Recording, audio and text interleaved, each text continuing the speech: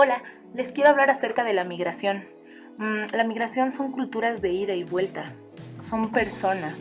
Pero ¿qué es lo que pasa con estas personas? ¿Qué es lo que pasa con la situación geográfica, con lo cultural? Para ponernos en contexto, actualmente somos aproximadamente 7.229.916.048 personas en el mundo, naciendo uno más cada 6 segundos y muriendo alguien cada 13 segundos. Geográficamente se nombran 5 continentes y solo para darnos una idea, al día se llevan a cabo 100.000 vuelos alrededor del mundo. La humanidad es una de las especies de seres vivos que más se mueven a través de diferentes territorios, climas, ámbitos culturales e ideologías. Algunos lo hacen por diversión, otros por trabajo y muchos otros por necesidad. Los humanos cada vez pertenecemos más al mundo que a un solo lugar en específico, que no es lo mismo que el mundo nos pertenezca a nosotros. Desde el siglo XX y principios del XXI, debido principalmente a la globalización, nos encontramos con un fenómeno efervescente, la era de la migración. Según la RAE, la migración se define como el desplazamiento geográfico de individuos o grupos, generalmente por causas económicas o sociales. Eso en lo escrito, pues, se escucha más o menos, ¿no? En la vida diaria podemos ver que no solo es el desplazamiento geográfico de personas, todo un proceso que se puede pensar desde el individuo, la familia o el grupo, a partir de cómo las historias de distintas generaciones han estado viviendo estos desplazamientos. Digamos, el impacto histórico, ya que implica todo un cambio de pensamientos, de formas de vida, de percepciones del mundo, de cómo se nos es permitido ser o no ser dentro de la cultura a la que se llega. El término cultura en muchas ocasiones alude a costumbres, perspectivas o aletos de un grupo o de una asociación. Según el diccionario, son las costumbres a la civilización de un grupo o de un pueblo. La identidad es un término multívoco. En un primer nivel de significado se entiende como identificar, aquello que dirija a distinguir algo como unidad, lo que hay en común en tiempo y espacio.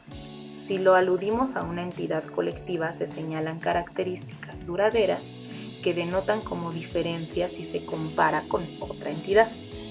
Puede ser el territorio ocupado, la composición demográfica, la lengua, instituciones sociales, rasgos culturales, etc.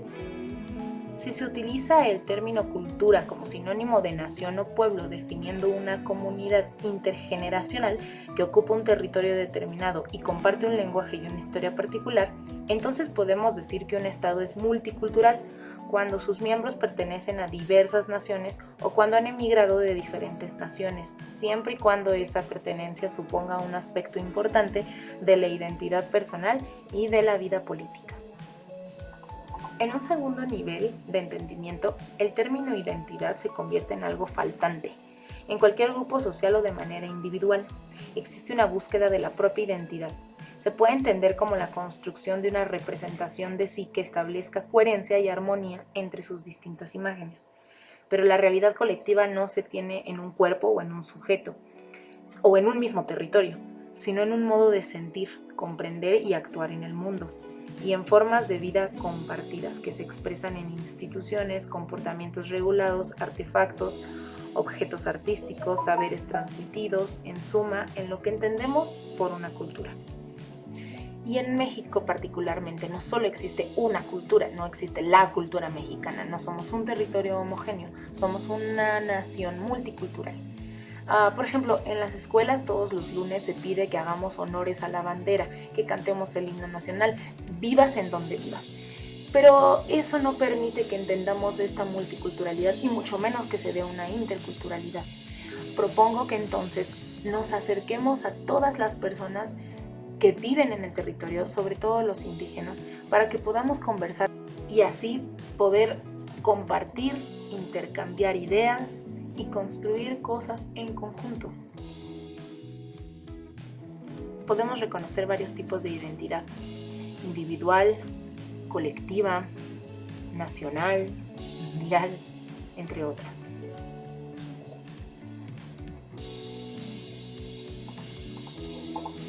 Así que la unión entre cultura e identidad es estrecha y repercute de manera cíclica entre las dos la situación en la que se encuentren. La identidad permite dar una continuidad a la historia, al prestarle un sentido. Para ello tiene que hacer coherente el pasado con las metas actuales. Porque la identidad de un pueblo nunca le está dada. Debe en todo momento ser repensada y reconstruida. No la encontramos, la forjamos. Entonces, ¿qué pasa con la identidad de la gente que migra? Que se inserta abruptamente a otra cultura con otra identidad. El proceso de búsqueda de identidad por parte de los migrantes es un proceso de construcción y deconstrucción.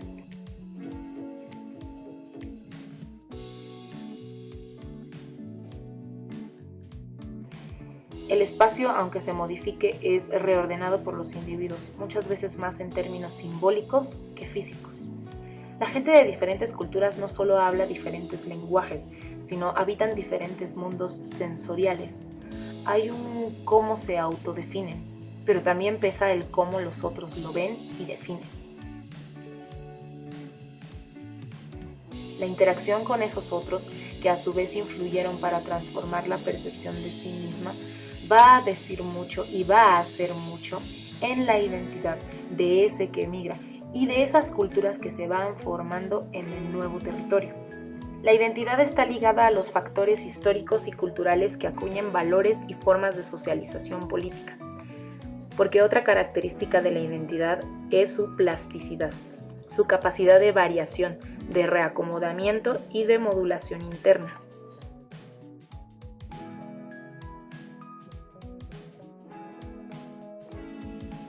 Por ejemplo, en México muchas veces la identidad de un indígena vista desde los otros es sinónimo de pobreza. Así que existe una necesidad de ponerse en guardia por parte de los indígenas y genera entonces formas de vidas a veces negando sus raíces. Esto mucho según la edad y el género. Con el idioma pasa muy seguido. A veces hablan en su propio idioma en lugares públicos queriendo que nadie los entienda, o algunos otros procuran no hablar su idioma en público por miedo al rechazo. Los espacios familiares y escolarizados son en esencia los lugares privilegiados para que los individuos internalicen creencias y sentimientos que configuran lo que más tarde en conjunto será parte de las formas de actuación de un colectivo y por ende de su cultura, sobre todo para la construcción de una identidad individual.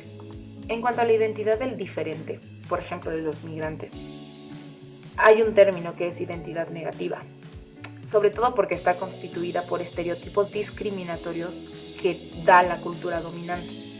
Entonces la identidad étnica del migrante pasa a ser vista como ineficaz para ser social. La misma situación pasa con los indígenas mexicanos.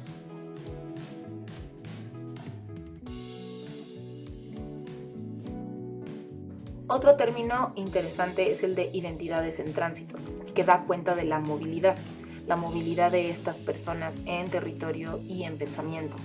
La cultura es algo que se vive cotidianamente, se forja a partir de la elaboración de espacios y rituales y de referentes simbólicos con los que el grupo étnico se identifica o diferencia de los otros.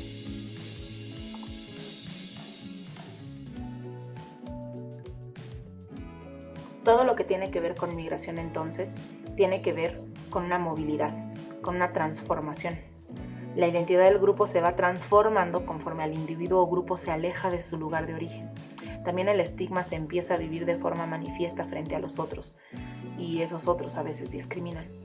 Se ha transformado el vestido y el lenguaje como elementos para dejar de ser el flanco de las miradas de aquellas que los extorsionan y o discriminan. La cultura de la migración se apropia cosas de esos otros y los adecúa como necesidad y estrategia de supervivencia. ¿Tú qué opinas? ¿Qué piensas? ¿Qué sientes acerca de este tema? Es importante que hablemos de esto que perjudica a la humanidad, de esto y muchas cosas más que sabemos están pasando en el mundo. Muchas gracias por ver el video.